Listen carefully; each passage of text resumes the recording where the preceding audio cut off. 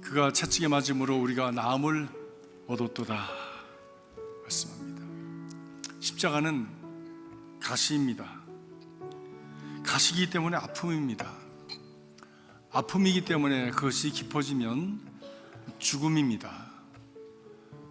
이런 아픔과 어려움을 누구라 모면해 갈 수 있는 사람이 누가 있겠습니까?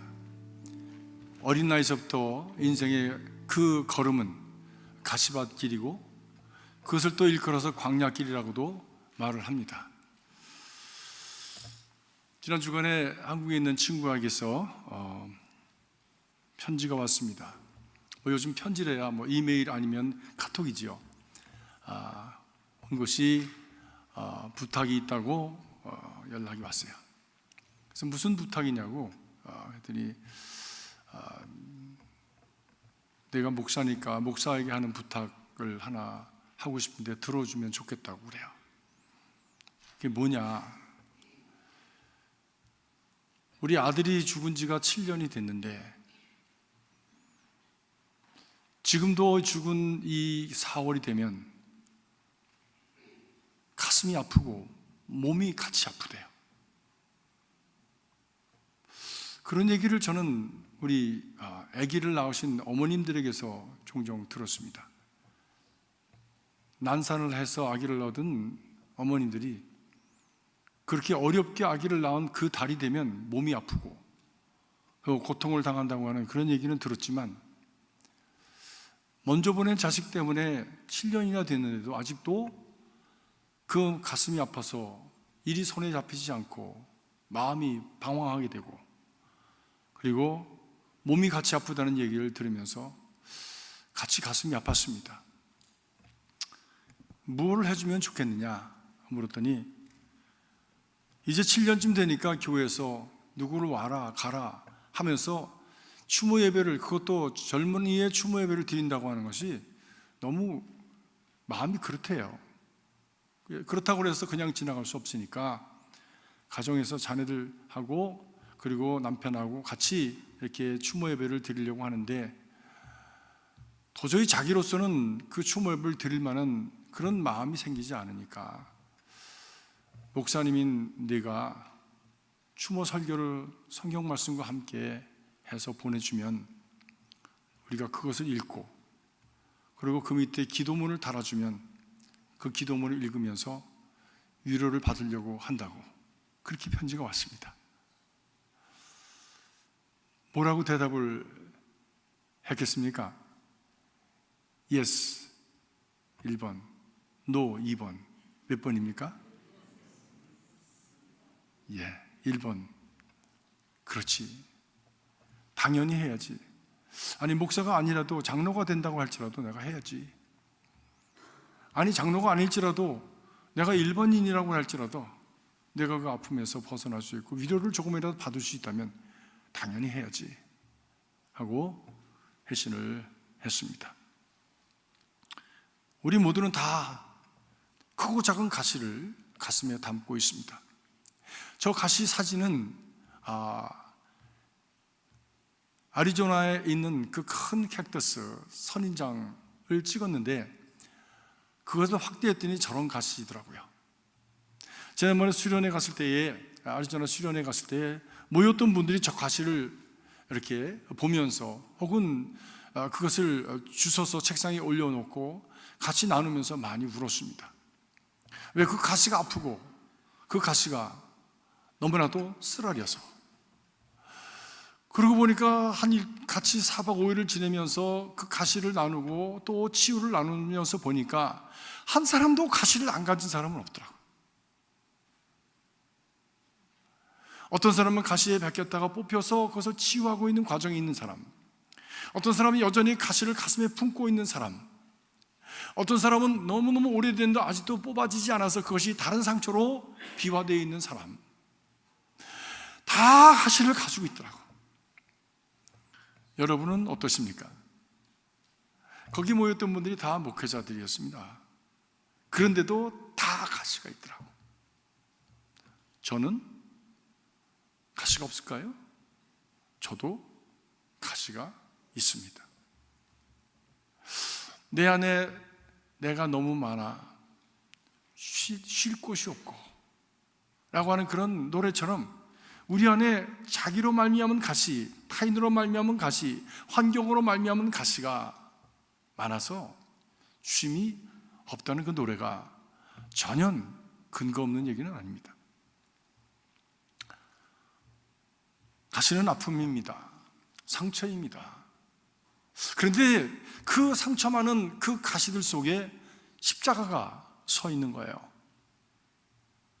십자가도 가시인데 예수님께서 돌아가신 그 십자가는 old rugged cross, 뭐 잘 다듬어진 세련된 저런 십자가가 아니라 그냥 나무를 잘라서 그냥 거기에 가시도 있고 웅어리진 그런 부분도 있는 가운데 거기에 못을 박혀서 돌아가신 예수님의 그 십자가는 거친 십자가입니다. 창으로 찌르지 않아도, 이미 못으로 박지 않아도 십자가 자체가 old rugged cross, 거친 십자가라고 그렇게 말씀하고 있습니다. 그 십자가에 의해서 고통을 당하고 아픔을 당하신 예수님, 제자들에게 배신을 당하시고 침뱉음을 당하고 채찍질을 당하고, 그래서 이미 만신창이가 된 그분이 십자가에 달리신 그 아픔, 그 고통이 바로 십자가였습니다. 왜 그 십자가가 거기 있어야 하는가? 왜 주님께서 할 수만 있으면 이 잔을 넘기시옵소서라고 말씀하셨지만, 그러나 아버지의 뜻이 십자가이기 때문에 그것을 받으시겠다고 하셨는가? 그것은 우리와 함께 가시 많은 인생을 살아가는 우리들과 함께 그 가시를 가슴에 안아주시고자 하는 하나님의 선하신 뜻, 그리고 구원의 뜻이 있는 줄로 믿습니다. 어떤 분이 그래요. 누가 저 가시 많은 선인장처럼 생겨진 우리의 가슴을 누가 좀 안아줄 수 없을까요? 그 가시를 안으면 찔리고 또 피나잖아요. 누가 그렇게 할 수 있었을까요? 오직 예수님만이 가시 많은 인생, 선인장 같은 인생을 자기 피를 흘리시면서 그 십자가 많은 우리 삶, 가시 많은 우리의 삶을 품어주신 분이 바로 예수 그리스도, 하나님의 아들 예수 그리스도셨다고 하는 것이죠. 이 사순절이 바로 이 십자가를 깊이 묵상하는 그런 시간이 될 수 있게 주의 이름으로 축복합니다. 그러면서 제가 친구에게 부언을 했어요. 그 아픔 가시는 그냥 괜히 주어진 가시는 아닐 것이다. 특별히 우리 믿는 사람에게 있어 아픔의 가시는, 그것은 특별한 의미가 있는 것일 것이다. 예수님의 십자가가 구원의 의미를 가졌던 것처럼 우리에게 있는 십자가 아픔 가시도, 그것도 구원의 의미가 있을 것이다. 그것이 무엇인가? 그것이 바로 wounded healer, 상처받은 치유자가 되는 것이다. 우리 아픔이 있기 때문에 아픈 자에게 연민을 가지고 그게 다가가서 그분을 품어줄 수 있는 그런 넉넉함과, 그리고 연민과 사랑의 마음이 바로 아팠던 사람만이 가질 수 있는 마음 아니냐. 친구요, 너와 같은 아픔을 가진 사람들 주위에 많이 있을 것이다. 왜 없겠냐? 당연히 있지. 왜? 모든 사람은 다 가시를 가지고 살아가는 사람들이니까. 그들의 마음을 품어주도록 해보아라 라고 하는 권면을 했습니다. 그리고 저는 이번 주간에는 우리 교인의 장례가 아니라 그 친구의 아픔을 위로하는 바로 그 장례 설교를 준비하게 될 것입니다. 십자가를 향해서 나가시던 주님께서 의도적으로 타박타박 한 걸음 한 걸음 그 십자가를 향해서 나가시던 주님께서 말씀하십니다. 내가 가는 것이 너희에게 좋으니 내가 가면 너희에게 다른 보혜사를 보내줄 것이다 말씀하십니다. 십자가로 인해서, 죽음으로 인해서 그 다음에 너에게 찾아올 것은 죽음으로, 아픔으로, 고통으로 끝나는 것이 아니라 다음 차원의 하나님의 계획이 이루어지는 역사가 있게 될 것인데, 그것이 바로 누구로 인해서 이루어질 것인가? 바로 보혜사 성령을 통해서 이루어지게 될 것이라고 말씀하고 있는 것입니다. 하나님 구원의 계획은 고난으로부터 시작됩니다. 내가 너희의 고난을 듣고 보고 알고 그리고 내가 너를 구원하려 하노라. 주님께서 고난 속에서 부르짖고 한탄하고 그리고 하나님 앞에 그렇게 절규하는 그들의 소리를 들었다, 알았다, 보았다, 그리고 구원하겠다라고 말씀하십니다. 하나님 구원의 역사는 십자가로부터 시작됩니다. 고난으로부터 시작됩니다. 아픔으로부터 시작됩니다. 가시로부터 시작됩니다. 피 흘림으로부터 시작됩니다. 절규로부터 시작됩니다. 그것은 성경에 그대로 나와 있습니다.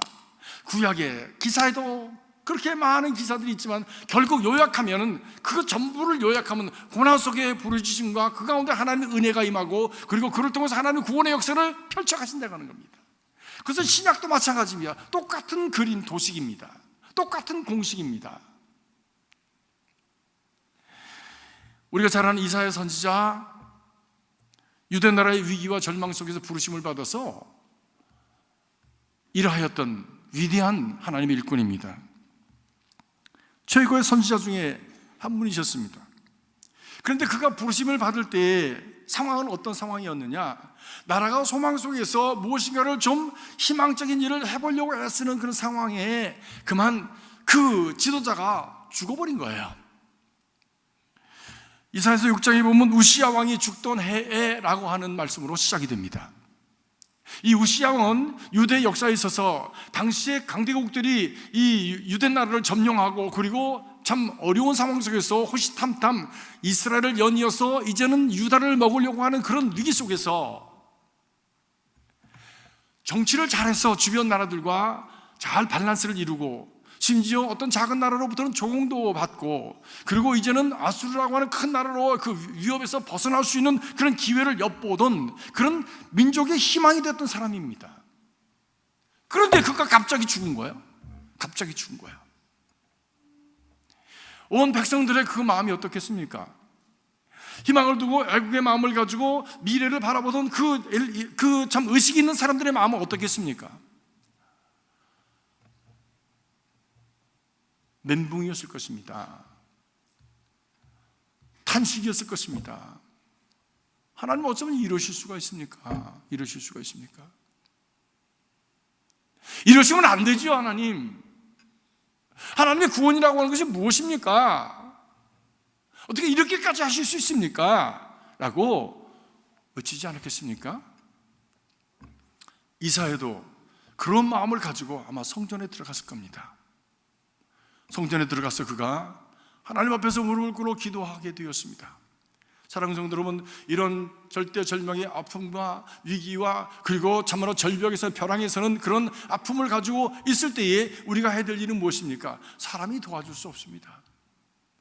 아무리 이 사람 저 사람한테 가서 이렇게 저렇게 뭐 얘기를 해봐야 그거 잠깐 그냥 불쌍히 여기는 거, 아유 안 됐네, 어떡하지? 그렇게 염려하는 것뿐이지 무슨 해결책이 있어요? 무슨 해결? 내 문제를 나도 못하는데 누가 나를 내 문제를 그렇게 크게 걱정하면서 해결해 줄 사람이 몇 명이나 있겠습니까? 그런 상황 속에 우리가 믿음의 사람이 해야 될 것은 무엇입니까? 성전으로 들어가야 되는 것입니다. 아픔과 가시를 안고 고난과 절망을 안고 그 십자가를 안고 우리가 가야 될 것은 뭐냐? 하나님 앞으로 나와야 되는 것이지요. 그것을 가르쳐주는 기간이 언제입니까? 사순절입니다. 사순절은 십자가를 묵상하는 때예요. 십자가를 중심으로 기도하는 때예요. 그것을 통해서 부활의 소망을 보는 때가 바로 사순절 아닙니까? 이런 시간들을 잘 여러분들이 정말 신앙적으로 잘 사용하시면 여러분 인생에 큰 은혜와 축복이 될 줄로 믿습니다. 이사야가 성전에 들어서 기도하는 가운데 환상을 봅니다. 사랑하는 성도 여러분, 여러분들 신앙생활 하면서 기도 생활하면서 하나님이 보여주시는 그 비전을 볼 수 있는 눈이 활짝 열려지기를 주님의 이름으로 축복합니다. 이사야가 본 환상은 무엇이었냐면 하늘이 열렸습니다. 그리고 하나님께서 그 하늘 보좌에 앉으신 것을 보았습니다. 지금까지 그는 그 유대 나라의 그 우시야 왕이 보좌에 앉은 자라고 생각을 했어요.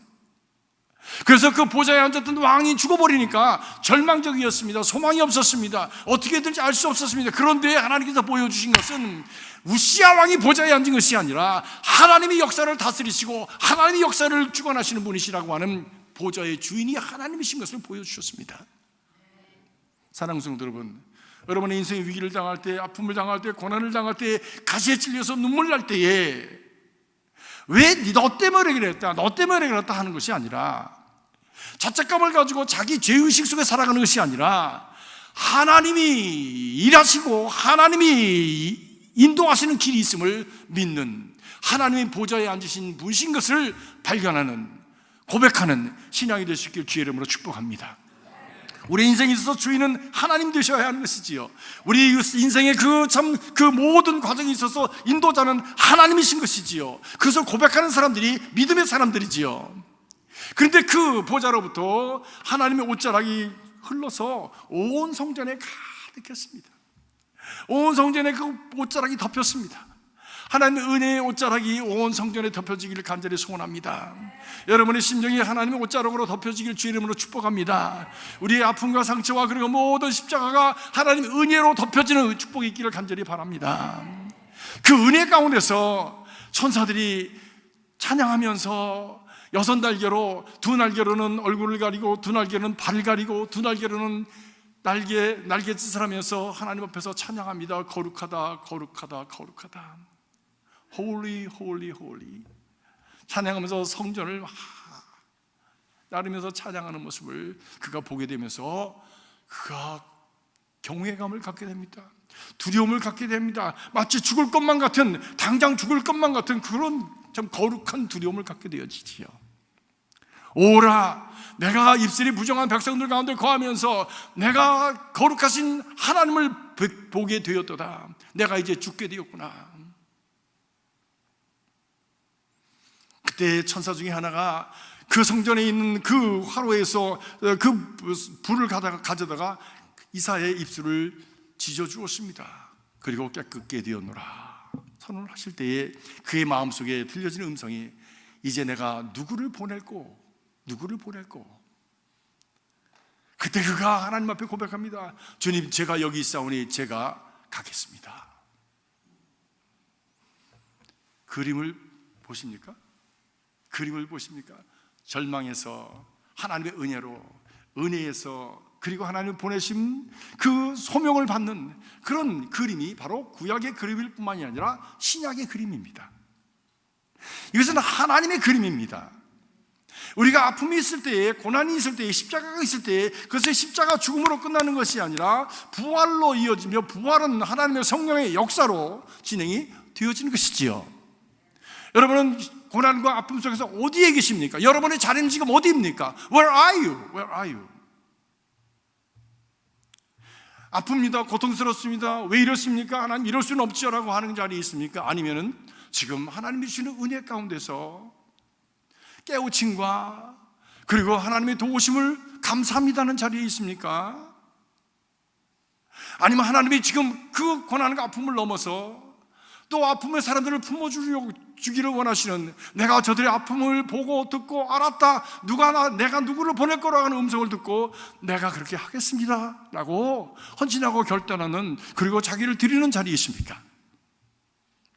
여러분은 구원의 과정 속에 어디 있으십니까? 이것은 중요한 일입니다. 왜냐하면 이것은 내 인생이 신앙의 여정 속에서 얼마만큼 자랐느냐라고 하는 것과 관련이 있기 때문입니다.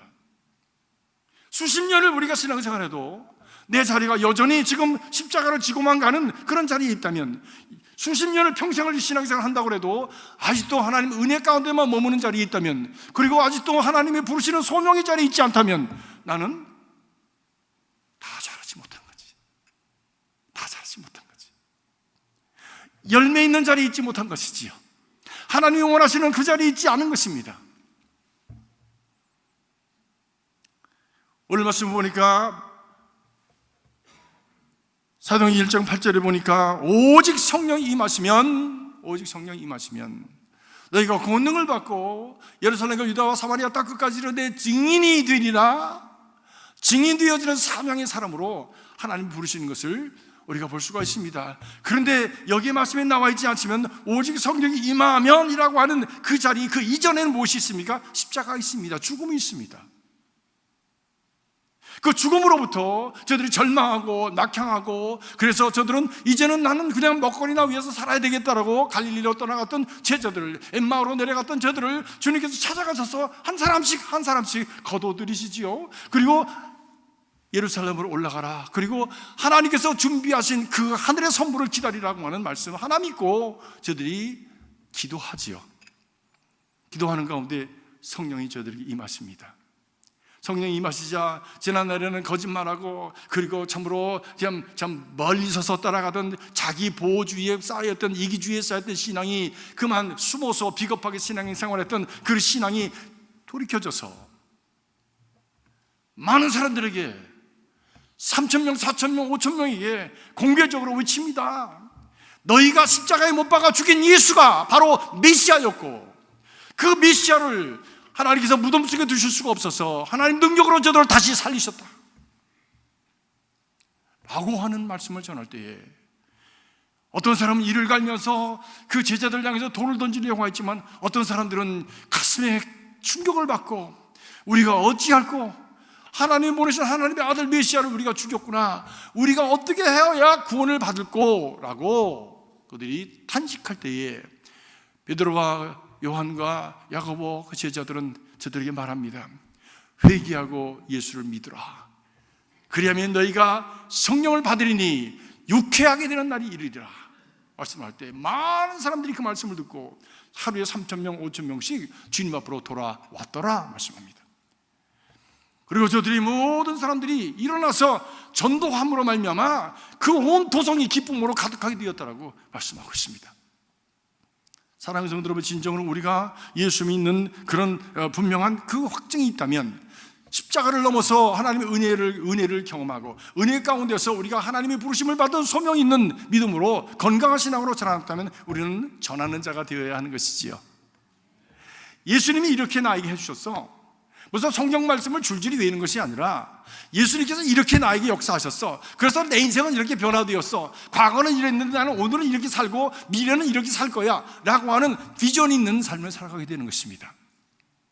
그래서 믿는 자에게 이런 표적이 따르리니 저들이 내 이름으로 새 방언을 말하며 귀신을 쫓아내며 무슨 독을 마시며 해바도 받지 않은 뱀을 잡으며 그리고 병든 자에게 손을 얹은 즉 나으리라.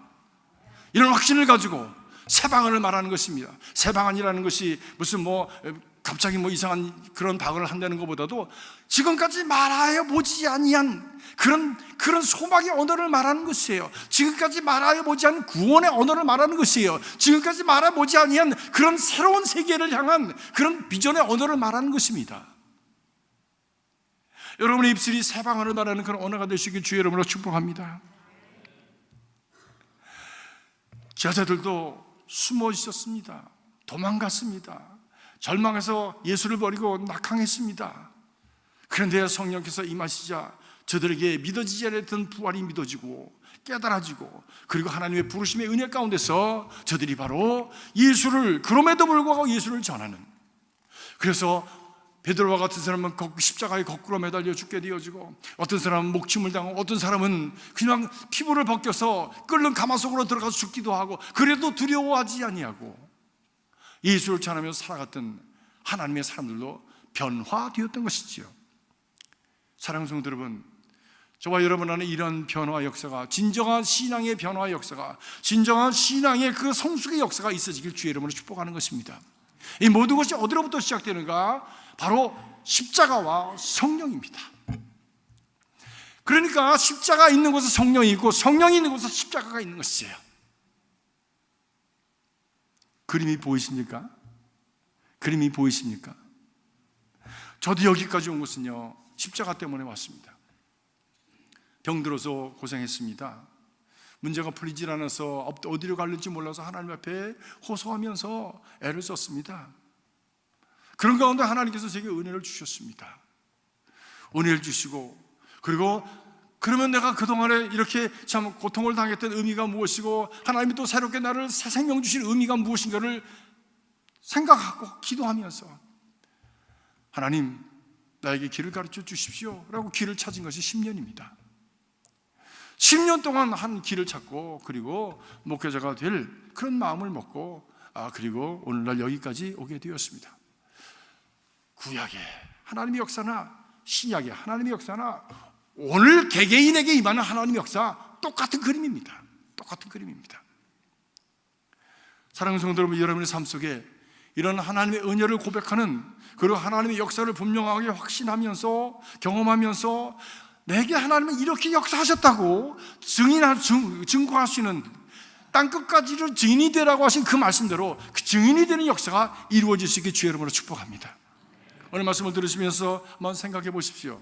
하나님은 내 안에 어떻게 역사하시고 계시며 어떻게 역사하셨는가? 지금 나는 어디 있는가? 그렇다면 앞으로 어디로 가야 되는가? 이 도식에 의하면 나는 어디로 갈 것인가? 하나님은 어떻게 나를 인도해 가실 것인가? 하나님은 나에게 무엇을 원하시는 것인가? 라고 하는 것을 한번 추측해 보십시오. 왜?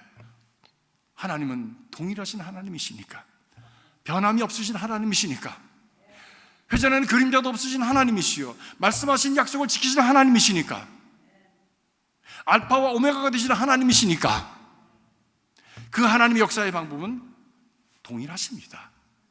그렇다면 내가 앞으로 어떻게 가야 될 것인지, 하나님이 어디로 나를 인도하기를 원하시는지에 대한 분명한 그런 방향을 알 수가 있습니다.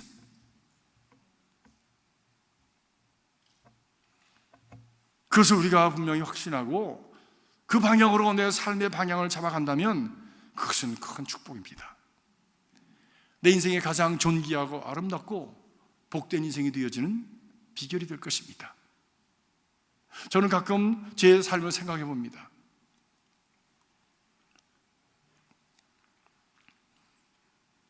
내가 만약에 병에 들지 않았고, 그리고 내가 원하는 대로 학교를 졸업하고 의사가 되고 내 마음대로 살았다면 나는 지금 어디쯤 있을까 생각을 해봅니다.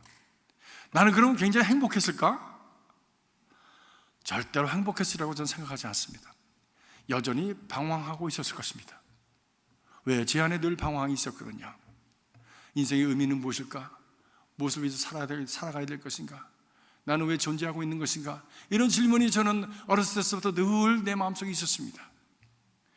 제가 그런 어떤 그 직업을 갖기를 원하는 것은 그래도 그것이 그냥 평범하게 또는 안정되게 살아갈 수 있고, 많은 사람들과 좀 살아가면서 참 그런 대로 구차하지 않게 살아갈 수 있는 길이 되기 때문에 그런 길을 택했던 것인데, 그러나 그것이 해결된다고 해서 내 본질적인 문제, 나는 무엇을 위해서 살아가야 되며 내 존재의 의미가 무엇이며 내 삶은 어떠해야 되는가라는 질문은 해결이 되지 않은 것이지요.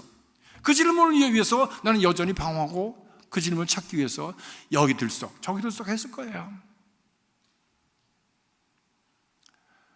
제 생각에는 아마 그 의사가 된 이후에도 저는 아마 밤 야간 신학교라도 다녔을 것 같아요. 그리고 신학교가 나온 다음에는 그런 사역에 적극적으로 뛰어들 만한 그런 용기는 없으니까, 왜?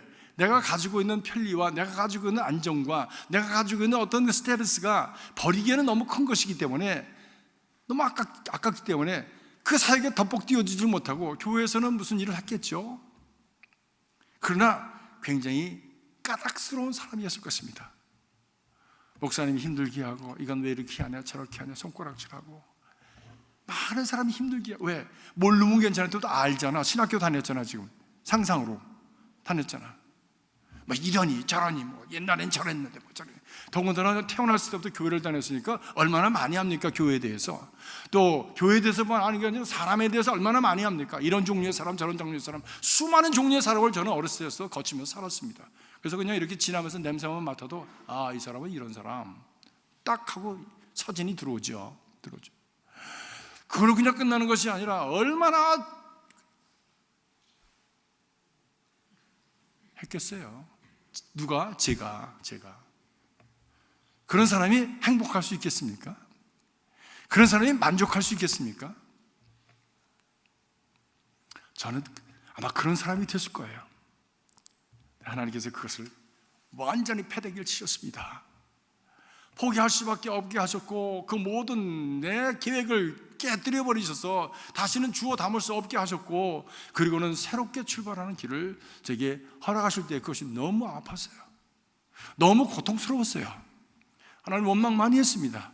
그런데 이제 돌아보니 내가 너로 하여금 40년의 광야길을 걷게 한 이유는 불뱀이 있고, 그리고 전갈이 있고, 그리고 먹거리가 없고 마실 것이 없는 그런 참 간조한 땅을 걷게 한 이유는 너로 하여금 사람이 너로 하여금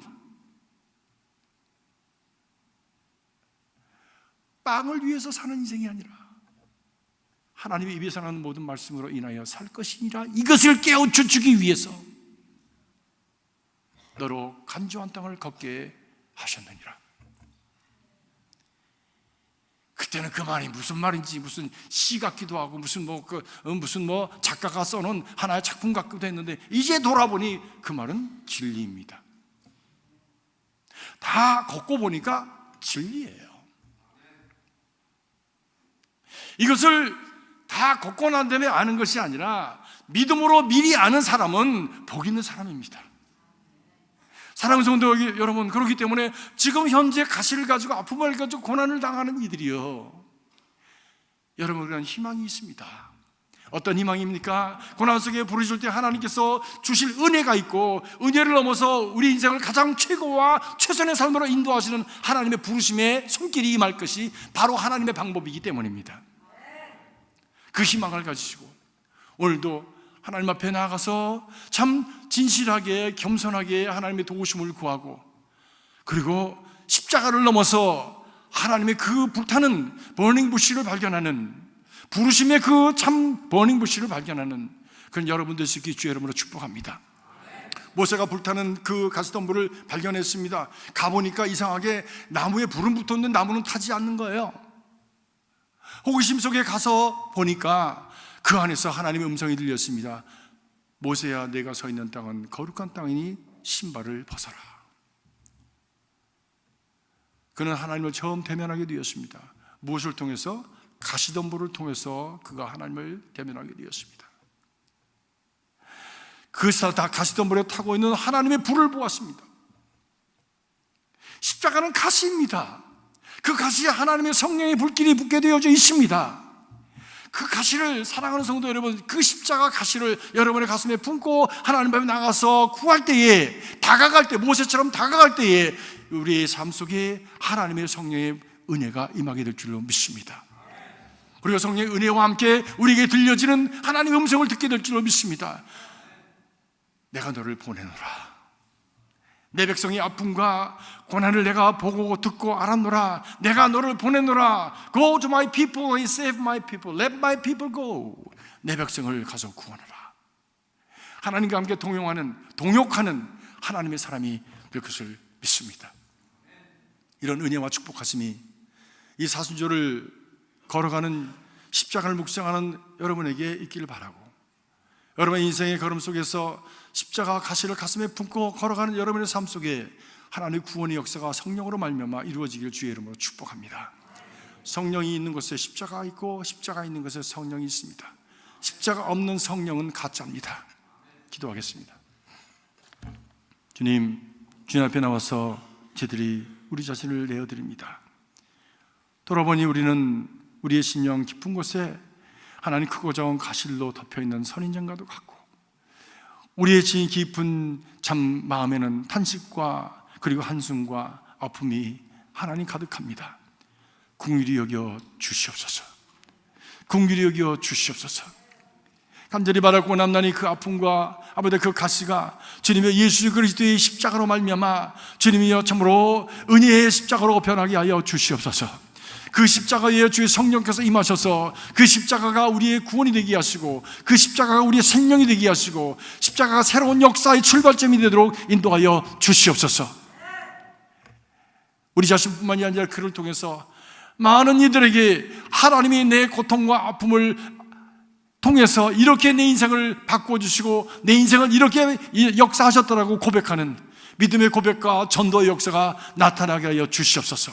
오직 성령이 너에게 임하시면 너희가 권능을 받고 예루살렘과 유다와 사마리아 땅끝까지 이르러 증인이 되리라고 말씀하신 그 말씀이 그대로 우리의 삶 속에 이루어지도록 하나님 인도하여 주시옵소서. 감사드리며 예수 그리스도 이름으로 기도하옵나이다. 아멘.